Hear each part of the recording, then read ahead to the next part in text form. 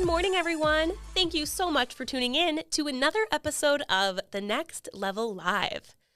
Our March monthly in issued paid volume came out to 39,230,000, bringing our 2024 year-to-date in volume at 126,069,000. As always, we do have some extraordinary agents to shout out today. Starting with our agent spotlight, this week we featured agent Bianca Avia with FFL America. Bianca is being recognized for helping 118 families. Great work, Bianca. This week for our Rising Star, we featured agent Elvir Bazdervik with FFL Velocity. Elvir is being recognized for helping 43 families. Congrats to you, Elvir. We do have some updates in regard to our 2024 Top Producer Cruise to the Bahamas. We wanted to congratulate our newest qualifiers. So, big congrats are in order for Austin H. at 101 points, Cole E. at 101 points, Shay M. and Marlon Men at 102 points. I think I need to say that again. Shay M. and Marlon M. at 102 points. Jeremiah O. coming in at 103 points. Alameen R. at 104 points. Rami H. and David F. at 106 points. Richard S. at 107 points. And Logan T. at 108 points. Congrats to you all. Can't wait to see you all in the Bahamas. Coming up next, we've got Inside the Stale with Steve Giordano. Enjoy.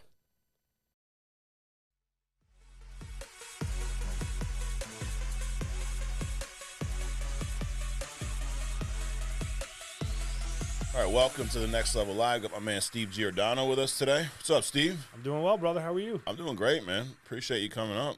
Thank you for having me. You get all dressed up just for me? For you, man. But if I would have known we were wearing Batman and Superman t-shirts, I would have went. Oh, no, Superman. Easy. Let's not get crazy. What if Spider-Man? Are we allowed to do that? Absolutely. Okay. Absolutely. All right, cool. Next time. Got it. I'm in. All right, we'll do it. But I really appreciate you taking time out to come up with us. I mean, you are #1 producer. How many years in a row now? Is it 4? 4? Maybe going on 5, maybe, possibly. We'll see. All right. We were just talking a little bit before we got on, and you know, we're talking about what you're doing in the field. You're still mostly in home, right? Doing some virtual here and there, and you're literally like doing everything. and it's funny because I always get this question from what type of leads? What should I do? What kind of appointment should? And the answer is all. 100%. All. Like, and that goes back. I remember the days of 10 years ago, Mark Mead being the #1 producer. And the answer was the same. Hey, Mark, what kind of leads are you using? All of them. Any lead. Because they all work to an extent, right? And to be at that level and that type of production, you have to do a little bit of everything, right? But we were talking about specifically earlier the psychology of the sale, psychology of our clients, which is a big piece of what we do. Everything we do is attitude activity on both fronts, right? So if you can take a few minutes, Steve, and kind of share your thoughts on that and how you take psychology and use it in the house. And what is the psychology of our client? What are they looking for? What are we doing while we're in there? Yeah, totally. I think the first thing you said there with the lead type, any lead, to me, run the same appointment. Because when I go into any type of situation, I'm looking at a big picture financial situation for the client, with their mortgage, with their income, with their loss of income, talking about loss of Social Security when one dies, finding out if they have pensions, 401s. So any lead, you're literally running the exact same appointment. And then, the agenda changes a little bit around whatever, if they were looking for this, that, or the other thing. From a psychology perspective, when I got going, it took me a little bit to kind of learn, okay, who am I meeting with? What do they need? Who are they? You know what I mean? Because if you don't know who your clientele is, you just don't know how to communicate with them, right? And you don't know how to kind of find what their problems are.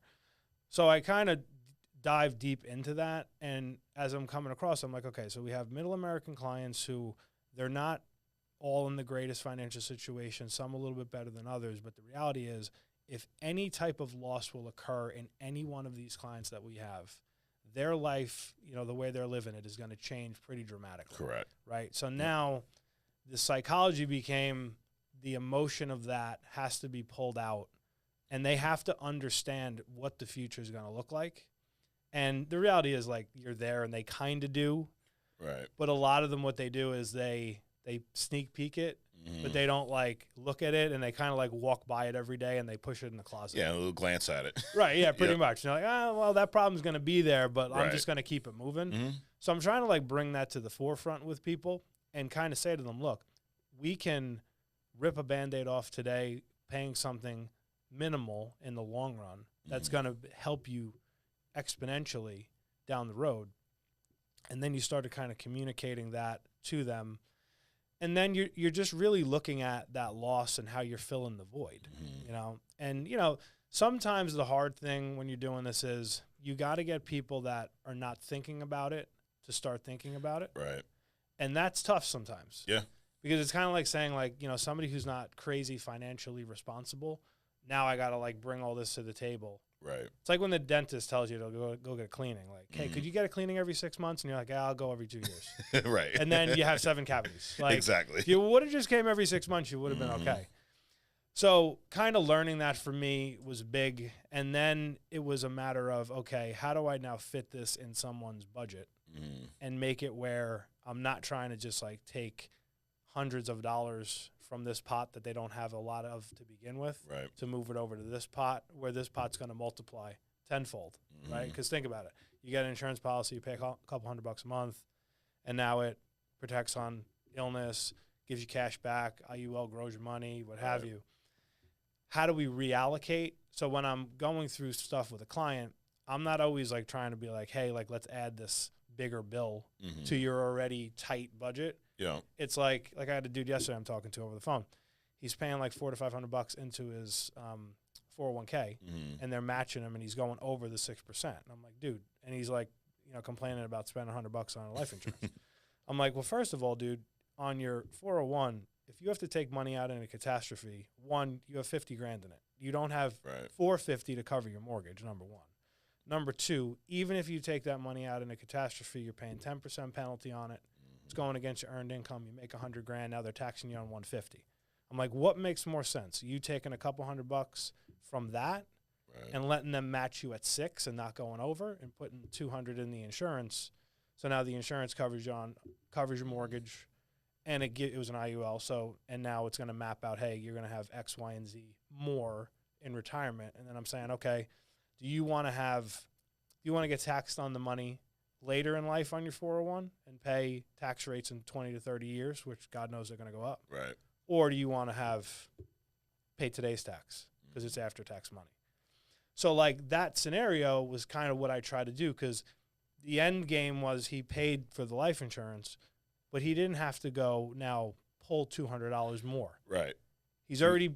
So you weren't adding a new bill. You're going, hey, take the money you're putting That's it. here, which doesn't make sense. Do your match, get your 6%, and then reallocate that to this policy.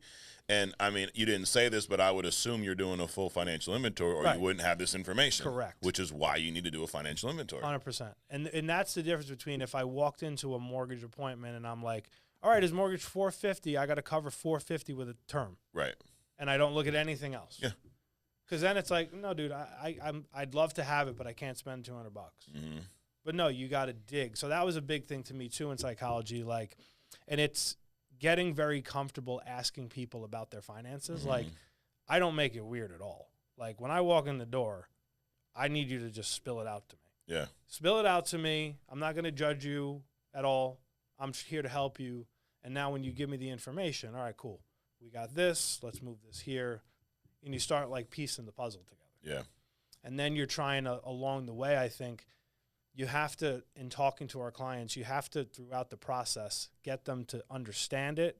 You might have to say things multiple times. You might have to write it down, make it visual, which is big for people, and then keep reiterating it throughout that entire appointment. So then when it's close time, there's like no confusion. Yeah, absolutely. You talked about the emotion. It's a big piece of this, right? And like, you kind of alluded to, they're just glancing at this whole idea of someone passing away. It's there, but it's not. But I believe that everyone that filled out a lead, they kind of came to that crossroads at some point, right? When they filled it out. Now, you may have the lead a month later, a week later, you may have it a year later, right? So the one of the big keys of the appointment is bringing them back to that moment, right? How do you do that in your appointment? How do you make sure that you're bringing them back to that moment of emotion before you're moving through your appointment. Yeah, it's huge. I was talking about this at convention. So it's uncomfortable to talk about illness, death, all that stuff. Mm-hmm. Probably the biggest hang up I find in new agents is that. Yeah. They sell this product as it's this microphone and it's a physical being, and Right. maybe you need to talk into it, maybe you don't. Mm-hmm. And then it's like, what do you want to do? You know what I mean? You have to find in the early stages of an appointment someone talking to you about a time when somebody had an illness, cancer, what have you, and a time when someone died. Mm-hmm.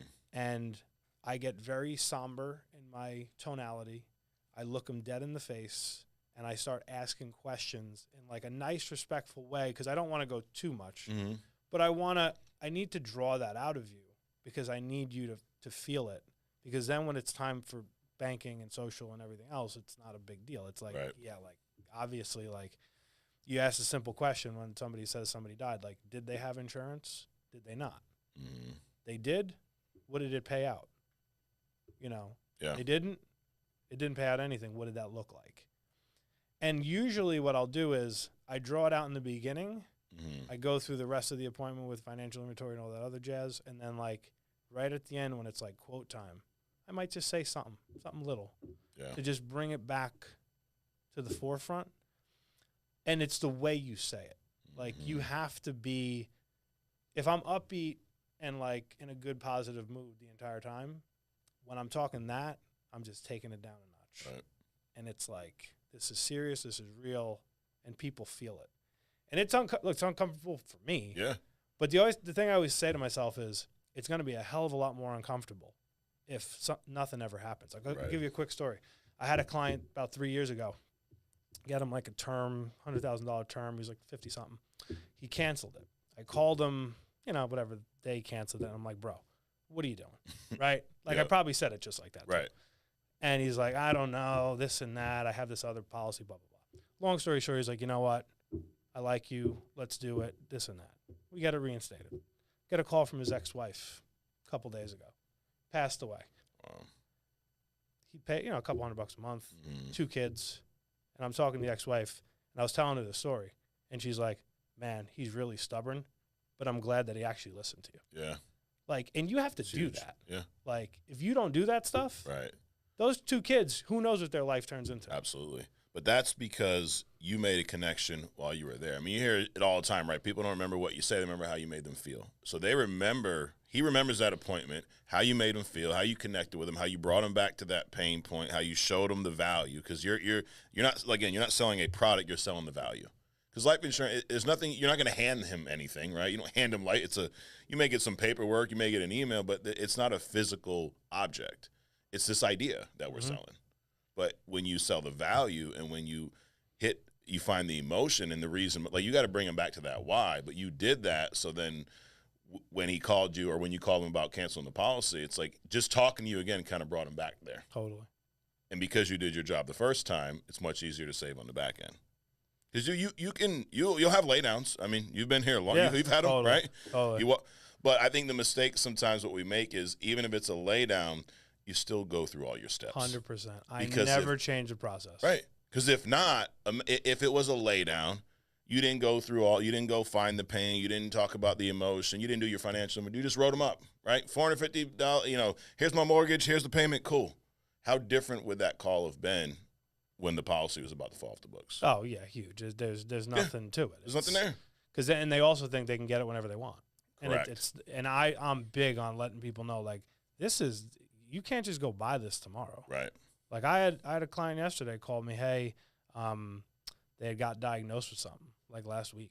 Mm. And I'm like, man, I wish like you wouldn't have waited. Right. And I try to bring those stories to the table, to every table, even layups. Because what happens with layups, you lose layups. Yes. Because you take for granted. You're like, oh, they're so happy I'm here. They're making me cookies and they're saying, I want to get this. Right. And then they don't do it.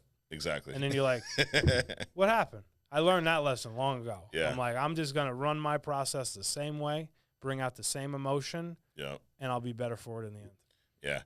You mentioned, new agents being uncomfortable talking about death, right? You were a new agent at one point. Yep. It was uncomfortable for you. Even to this day, it's still uncomfortable. It's not like your most favorite thing. Oh, can't wait to tell him how he's going to die, right? But how do you get more comfortable? How have you gotten more comfortable at that?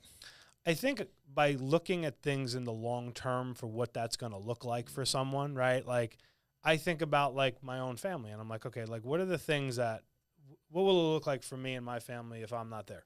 Right. And the things that I know I have in place and what that's going to do and the plans that we have for my family. I try to bring that to every appointment because I'm like, look, like they're not in this great financial situation like in the country we're in. Like people don't just have millions of dollars sitting around. Right. You know what I mean? Like you lose an income and people lose track of, hey, John makes 50 grand a year. What is 50 grand times if he dies tomorrow in the next 20 years? Right. He's got a 5-year-old, until 8, whatever. So I started thinking like that. And when you start thinking like that, uncomfortability kind of leaves because you're like, no, that's uncomfortable. Right. If that 5-year-old now is 13 and has no dad and has no income and they turn to drugs and they turn to this and crime and whatever, like that's uncomfortable. Right. Like me telling you like it is, I'm Italian. I do that for a living. Right. I was born doing that. Yeah. So Yeah. And I mean, it's not being dramatic. It's what happens. Like it's, you hear these stories and life insurance will impact your family for generations, positively if you have it, negatively if you don't. Even the guy making 50 grand a year, like you said, if that guy's gone, what happens to that family? Like I remember having those conversations like, okay, if he's not here, where are you going to live? And then wait, see what they say. It's uncomfortable. Dude, I'm sitting there turning red, sweat. Like, I don't want it, but like you said, if I was in that seat, I'd want someone to do that for my family. Right. And if you're approaching it that way, what are we getting uncomfortable for? Or why is it uncomfortable still? When you go to a doctor and he's like, do this for this result, and if not, this is going to happen. Right. Like, most people are like, all right. Yeah. Like, he means business. Right. Like, I try to think of it the same type of a way. Exactly. Imagine that same doctor who said, Steve, I mean, if you feel like taking this thing, right. If you, maybe you should probably, work out a little bit. If you feel like it, you know. You going to go do it? Right. It's like, do you think you should do it or do you think you shouldn't? All right. Yeah. It's up to you. Like, aren't you the doctor? and that's like, that when it resonated for me was when, years ago when Sean explained it to me that way. Doctor-patient relationship. And he was talking about phone script, which then, translates into the in-home. But we have what they need. You are I don't care if you're day one in the field. You're the guy with the license. You're the professional. You're the one in charge. How was that for you early on? Like, did you gravitate towards that right away, being the one in charge? Or how did you get to that point where I'm running this appointment? I was pretty good at it because I worked in management. So, like, I was used to, like, kind of telling people what to do in a sense. The problem I had early was being in the hospitality background. I was just, like, too friendly and too nice. And I thought, like, customer's always right. Bring them a million things, blah, blah, blah. So it switched pretty quickly. Yeah. But luckily I had, like, that kind of management leadership thought process. And then I've taken that like times 100. And I try to teach that to new agents. I'm like, look, I get it if you don't have necessarily that personality, that's fine. But like, you have a life insurance license. Like, you actually went through and did the test. Right. You know some of the ins and outs. You don't know everything, obviously, but act like you do and take charge of the situation, all while listening to people. You know what I mean? Like, there's that marriage between let me listen to what their needs are and what they need. And then me, obviously, not everybody's going to get what they want when it comes to insurance, right, from what they qualify for. But I got to marry those two things as a new agent. And then, all right, here's what I'm communicating back to you. This makes the best sense because of all the things we just uncovered. And isn't it funny, like, you're talking about losing that kind of hospitality nature, because when you're in that customer service mode, you don't want to make anyone upset, right? Like, you don't want to deliver news that's not good, which then sometimes causes you not to shoot people straight. 100%. Correct. Right? Not that you're lying to, but it's like, oh, you want to sugarcoat everything, right?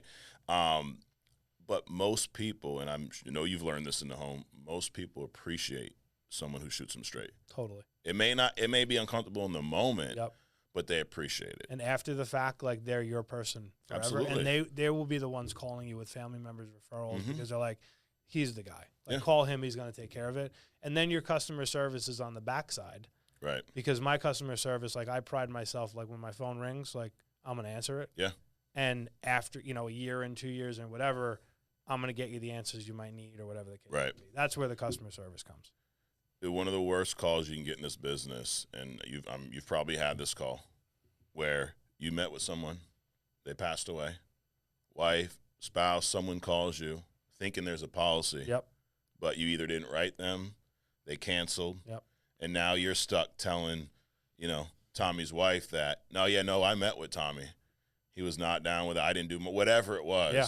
But no, there's no death benefit. 100%. I've had a few. Yeah. And the first thing I say, and I try to say this to myself every day, no matter how many belts you win and how much you write, if you ever think that you got this all figured out, you're sadly mistaken. Right. And the day that I stopped learning and getting better, like, somebody just, hit me or something. Yeah. Because that right there, you're not closing them all. Right. Till the day I run 30 appointments and close them all, Mm-hmm. or run a year and close them all, I better get better at something. Yeah. And that's the call where you're like, okay, I got to tweak something. Something I got to say, to something I got to do. And you also have a mentality that it's not the client, it's you. Yeah. Like, I get it. Clients are difficult. We've all had difficult clients. Sure. But if in your head you're like, how can I connect with this guy? Like, there's a lot of scenarios. I know you and Sean did this. I've heard you talk about it, where you didn't close the guy, he closed it, Sure. vice versa. Absolutely. I do it with agents on my team now. Hey, Right. I'll be like, hey, go call this one. They're going to like you. They don't like me, and vice versa. And that's where the getting better comes from. You're like, okay, like, I got to learn how to connect with this type of person, this group of people, this ethnicity, whatever. Yeah. And it comes from calls like that. Absolutely. And that's the thing, people, they see your numbers, they see what you do, and they do, I believe a lot of them do think he just has it all figured out. He's perfect. He doesn't Definitely deal with the same stuff I deal with. But you do. I wish I had it all. Yeah. figured out. That would be amazing. You call leads that you don't book, right? There's 100%. appointments you meet with that you don't close. But why have you been able to stay, because you are consistent. Your numbers are through the roof, but they're consistent. It's not like, 1 year you're up here, 1 year. I mean, you've been number one past 4 years, and looks like right now you're on that track again. We're only in March, April, whatnot. But why have you been able to remain so consistent at what you do? I think it's just running a mundane schedule. It's actually funny. I had a new agent text me this morning, and he goes, hey, Steve, can you give me your morning routine and your evening routine? I sent him like a voice memo, and I just kind of went through what I do. And as I'm saying to him what I do, I'm like, man, that's so boring and mundane. And as I'm doing it, like, there are mornings, like, I go and I do Orange Theory pretty much every day. Just because, like, I know Orange Theory. It's like a gym thing that they have, right? So you're doing, like, rower, treadmill, and weights, and it's like an hour, and it's like a jam-packed hour. Yeah. And I've done it for like 5-6 years. But, like, I go every day, and I know you shouldn't work out every day, but I'm just to the point, I'm like, this is my routine. Like, I go every day, I get up, I go in my office, I go through all my emails, my pending, my this, my that, I set up my day, I go to the gym, I come back, I get on the phones by 8, if I'm running in homes or whatever. So I think, to answer your question, you got to just run it, like, so to the T and mundane and be boring about it. Yeah. But your activities got to be through the roof. Right. Consistency for me, as the years have gone on, is being able to now work the book of business and get referrals, add things on. So, like, if I'm struggling in lead flow or struggling booking or struggling, booking new stuff or whatever it might be, closing new stuff, I have a list in my phone. Literally, it's like 30 long. And I'm literally crossing things off the list and adding things to the list. And it's just like, this lapse, call them. They canceled from 2 years ago, or whatever. I'm loading up that activity, and then it's like, bang, from 8 o'clock to like 8 o'clock at night, I'm constantly either on the phone or sitting with someone. Yeah. And then it's like, bang, today you sold 4 policies, 5 policies, 6 policies. And you just got to do it over and over and over and over again. Right. Does it get boring? I guess. Sure. Although every day and every appointment is different. So. Absolutely. But you just you got to run it that way. Yeah. If I run a consistent schedule, I'm probably going to get consistent. Trust the process. And not every day is great, right? You have days where you're like, you might go 30 for 30 in a couple days. And there's days you might only help half the people. There's days you might not help anyone. For sure. But you're still getting up the next day and doing the same exact thing. I think that's where people get messed up. Correct. It's like And they have one bad day. I don't get too excited. No. I walk out, like, I met this couple the other day. I wrote them like $600 a month for 2 IULs. I'm like, cool. Yeah. Next. Like, Right. And then the next one, oh, I didn't sell it. Now I get annoyed when I don't sell it. Yeah. I'll be honest about that. But I don't get like down where I'm Right. like, I'm not going to go call the next one. I'm just like, okay, Yeah. that wasn't good. Let's go to this one now. Right. You know what I mean? Yeah. Last thing, Steve, quality of business. You have great quality. And it's funny. I remember when you were new and you were hitting these big months, all these records, there were people, I won't name names. Most of them are probably not here anymore. But, you know, the as they say, the peanut gal, like, you know, I bet you that's all going to charge back. I can't wait to see what happens there. Because you were doing things that have never been done in our company, the level of production, right? How have you been able to, and I think a lot of it's stuff you've already said, but how have you been able to maintain such a good quality of business producing at that level? Yeah, I think quality of business is something that you work at over time. Yeah. I haven't always been the greatest at it, but I think over time, the things you're doing, you're solidifying sales in the home, number one, the connection with people, number two, you know, kind of saving them in your phone, kind of doubling back with them, sending them things. Like, you're building the relationship, and I think you're also building the need. And I think all of that stuff throughout the appointment and beyond is what's going to keep stuff on the books. Like, if you're also the guy who's, like, fitting the budget. Yeah. Like, I say budget in an appointment like 97 times. Yeah. Like, legit. I'm like, and it's like the first thing you say, because it's like, Right. I need this tension to go. I need to be taken out of the air. Like, I'm the sales guy walking in. Oh, he's going to take all my money now because, like, he's going to sell me something. It's one of the biggest things they're worried about is the budget, right? Yeah, So and why would we not talk about it? Right. And I try to make it where I'm more worried about it than you. Mm-hmm. You know, and I think that's big because I'm just like, look, like, I don't care if you pay $50, $70, $700. It doesn't matter to me. Like, I'm going to sell so many of you. It doesn't matter. I want you to be happy, be able to afford it, keep it, and keep it moving. And then as time goes on, we'll add stuff, you know, down the road. So I think that's the stuff that goes a long way with people. And then I think, like I said before, the customer service on the back end. Yeah, that's when huge. people call you, they need stuff. You're responsive. You text them back. You call them back. You shoot them straight. And then you let them know where they stand. And you're doing this. You don't have an admin that does I don't that. have an admin. You I do probably that. should at this point. But you know what, though? There's people, Steve, that do a fraction of what you do. And I get complaints about them not getting back to clients. Like, it's crazy. Yeah, I don't get it. And I'm like, dude, I'll you help over 1,000 families a year. Well over. And you're saving all of them in your phone. How many contacts you got in your phone? I don't even know. I have every client. They call me. And it's funny. They'll call me sometimes. They're like, do you remember me? And, like, I don't obviously, I'm not going to remember everybody. But I have you in there. And then what I'll do is I'll cross-reference in my calendar because I use, like, the Apple Calendar. And I'm like, oh, yeah, like, I met you on May 21st, 2001. Yeah. 2001, but whatever. I don't get it either with agents like that. Blows my mind. No, it's not a one-and-done sale. Right. Like, there's management on the back end. Doesn't mean you're going to sell them 10 more policies. You may. Right. But there's management that needs to be done on the back end. The sale's never really done. You got to keep it on the books. Correct. For multiple reasons. One, 100%. You don't want to charge back. But two, the whole reason we went out is to protect this family with life insurance. If it cancels in a week, a month, a year, or 2 years, there's no life insurance there. You failed. Yep. Right? The last thing I'd say to what you're talking about with consistency would be I try to just do the things that you don't want to do. I had a client a couple weeks ago that worked in an Italian restaurant. I wrote this woman, they were partners, wrote this woman whole life. She had cancer years ago. And then this dude that she worked with, he's like, I want to get a policy on me personally and then a policy, you know, kind of for me, like kind of through the business, right? Yeah. So he's like, I don't do the banking. I did the whole app. Call me Monday, right? You know how that goes. I'm calling him. I'm blowing him up, calling him from 700 numbers. I have in my list to call him, I'm like, call him. Yeah. And then I said one day, it was 2 weeks later, I go, I'm just going to go back to their Italian restaurant. So I walk in, it was like a Sopranos scene, right? I walk in and he looks at you. And you know, like when somebody would walk in and like, it's like a mob thing and the guy's like, he knows you're coming for the money. Yeah. And he gives you that look. He comes over to me, he hugs me, right? Because he's Italian, right? So he hugs me and he's like, oh, yeah, you're here for the banking information. Like yup. Yeah, dude. And I want a piece of pizza and it's on you. So I sat down at the counter. He made me a piece of pizza. I wrote him up. And then, you know. But, like, you got to do stuff like that. Like, you're out of your comfort zone every day. This is literally playing a video game every single day. It's like Grand Theft Auto without the bad stuff. Yeah. And you go in, and I'm just like, all right, I got these leads. I got people. I'm not answering the phone. I'm in the field. I'm doing stuff. And, like, bang, you meet 84-year-old lady last week, couple $100 a month. Yeah. Never answered her phone. Yep. Lives 15 minutes from me. Did that take that much work? No, but it's uncomfortable. It's uncomfortable. But if you do the things that are uncomfortable, you'll grow. 100%. You'll help more people. It's like if you're getting that feeling, if you're getting ready.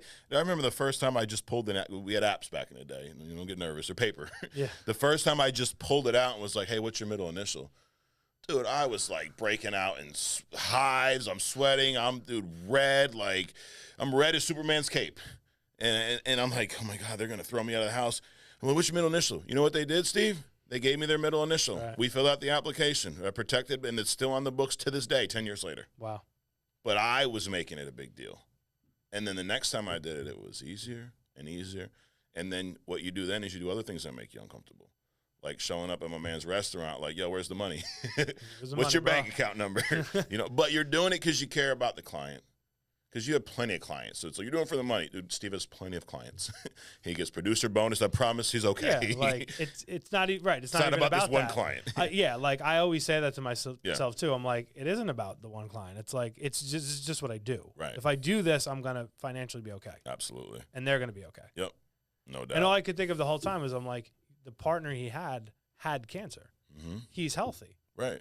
Like, yeah, we got to do this. Yeah. Or else you could be, like, in her situation. Absolutely. That's awesome, dude. Well, great stuff, man. I appreciate you coming up doing this. I really do. Appreciate everything you shared. Guys, thanks for watching. You know where to find us every week on The Next Level Live. Do something that makes you uncomfortable. If you start to do it and you start breaking out, do it. That's why you should do it even faster and Take do it some again. hive medication. Absolutely. And in 10 times out of 10, when you're done with it, you'll realize, oh, shit, it wasn't as bad as I thought it was.